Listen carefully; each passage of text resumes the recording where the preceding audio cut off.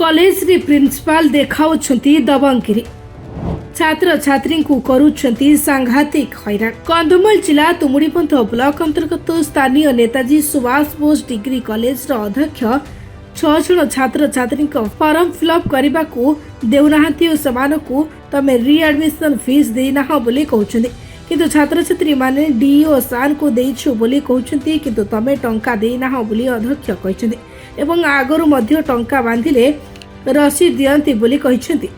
छात्र छात्री माने कहउछंती आम भविष्य को नहीं खेलुछंती। ओडिशा सरकार एवं तुमुड़ीबंध नेताजी सुभाष बोस डिग्री कॉलेज रा कर्मचारी माने आम भविष्य को अंधार करने को चाहते बोली बालीगुड़ा उपजिलापाल पाखरे निजर अभियोग रखिछे।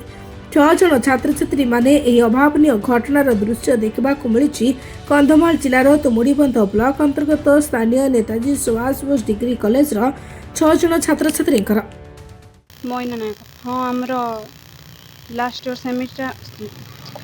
सेमिस्टर पे आसथिलु एग्जाम दे पारबनी फॉर्म फिलअप कर देबनी कहउछन। ये कहला सेटा प्रिंसिपल सर रीएडमिशन करथिलु तांके कहउछन कि जे रीएडमिशन हेइनी, एबे रीएडमिशन जदी करा होउची ताहाले फॉर्म फिलअप हबो, नहले ना एम्ति कहउछन। रीएडमिशन आपण मन करथिले करिथिलु कोन प्रमाण आपण कर काहा को देइथिले पैसा काहा को देइथिले डाटा एंट्री। हां, तांके कहउछन जे दिया हेनी बोली। कंधमाल रंगनाथ बड़सेट का रिपोर्ट निरपेक्ष।